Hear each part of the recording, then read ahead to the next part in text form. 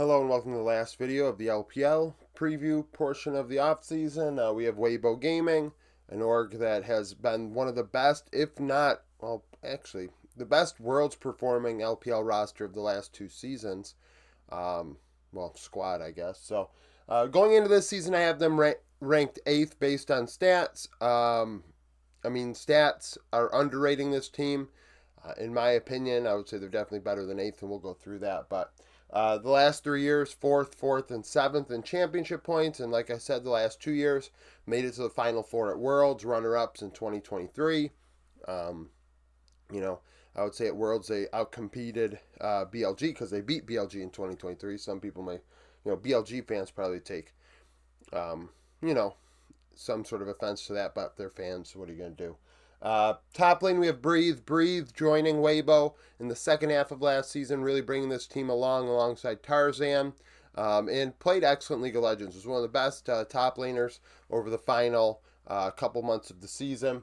Had a 2.3 KDA, 53.7 KP, 8.3 CS per minute. Remember, some of these stats include his RNG days.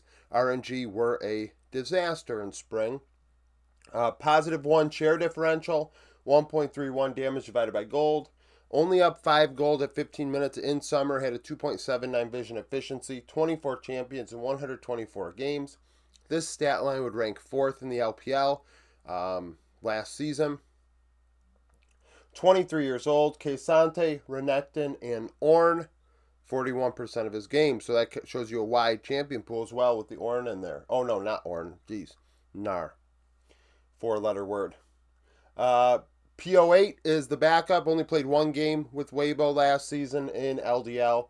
Had an even KDA, 2/3 KP, 7.2 CS per minute, 1.13 ROI. Barely played at all, but did play 1 game. Jungler is Tien. Tien is one of the 2 roles on this team that is very heavily underrated based on stats. Tien was one of the best junglers in the LPL last season, and is still easily a top 5 jungler in the LPL. So, with that in mind, this team is better than 8th based off of that alone. Had a 4.9 KDA, 70.5 KP, and a 6.4 CS per minute in last year's meta, so very carry-oriented. Did get involved, maybe not at the level of Kanavi or Milky Way, but still was very impactful. Negative 4.3 share differential, 1.06 ROI, up 105 gold at 15 minutes, hit a 3.4 vision efficiency, 21 champions in 139 games. The vision efficiency is probably what kills him in the stats. He's ranked 8th at 24 years old. We saw some junglers with even a 5 vision score per word placed. Xin Zhao, Lee Sin, Sejuani, 38% of his games. So, an interesting champion pool there. A lot of facilitating action along that. Leg is the backup. No games played last season. Mid laner is Xiaohu, a player that fell off a bit last year. The meta did not really go to him. Although Lucian is a pick that he's very known for, especially during his top lane days. When the meta went to AD carry mids, he just really didn't have quite the punch he had when it's control mages and facilitators. 3.5 KDA, 66.5 KP, 8.9 CS per minute. Did still have a positive 3.9% share differential and a 1.49 ROI. And he still got to semifinals, so that says a lot. Behind 25 gold, hit a 3.21 vision efficiency, 18 champions in 131 games. Ranked 8th in his role, and that's, I would say he's probably a little better than that, but really he was not near the top in the LPL. 26 years old. Tristana, Corki, and Talia, 37% of his games. Yummy is the LDL mid, and with FPX last season, he did pretty well. So this is a decent get for Weibo. We'll see how they do going forward. A 4.1 KDA, only a 60 KP, but a 9.3 CS per minute. So very involved in the farm department and had a 1.55 ROI, 7 champions in 14 games. Maybe they bring that player along, and he's the future behind Xiaohu. The other player that is a little underrated here is Light. Light actually being ranked going into the season as an lower half 80 carry, and we know Light is not that. Light is a top 10 80 carry in the world. So last season he did not have to take on as big of a role because Tarzan was so strong in jungle. And Breathe was like I said, Breathe was getting better, and I mean mid lane was dealing a decent amount of damage. So Light's share differential was what really hurt him.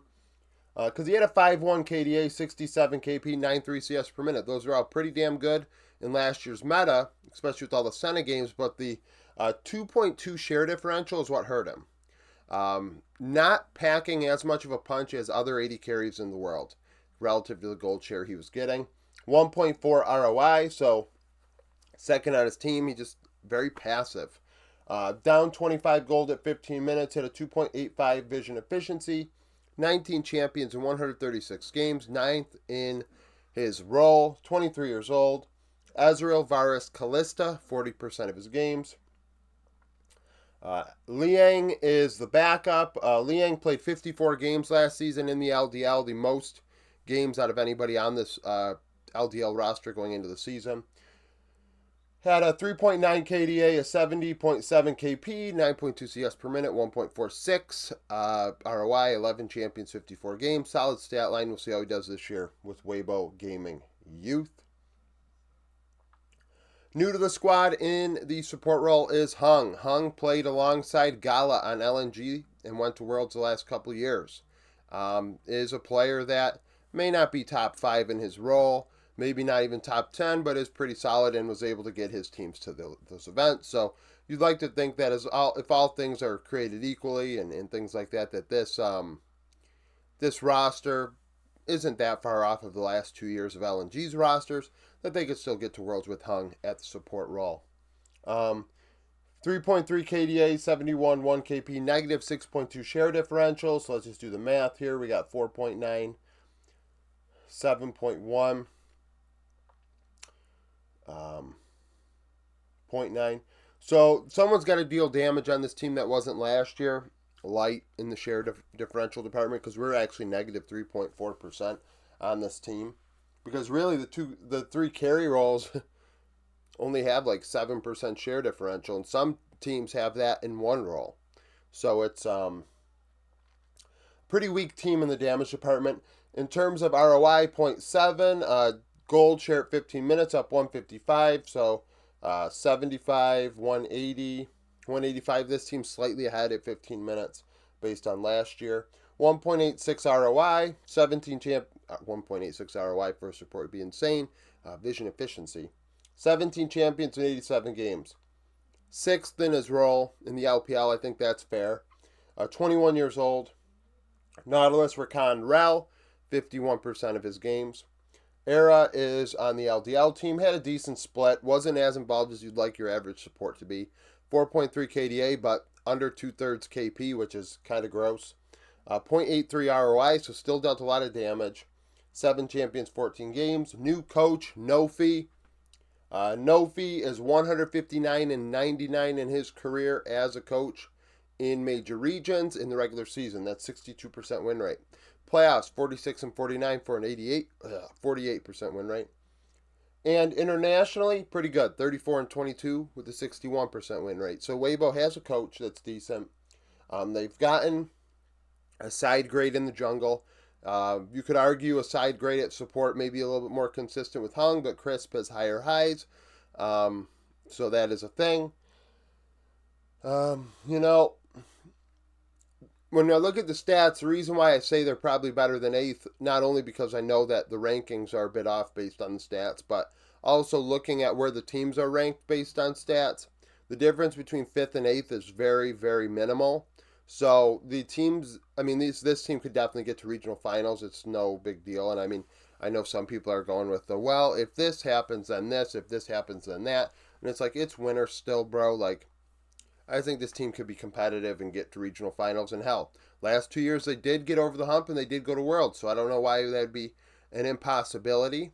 A lot of certainty statements and things like that being thrown around. And I think it's much, much too early for that. That's why we joke with the way too early Worlds predictions. So thank you for watching. If you liked the video, like it, subscribe to the channel for daily League of Legends content. Follow me on Twitter, join the Discord, become a YouTube supporter, and hope to see you again tomorrow.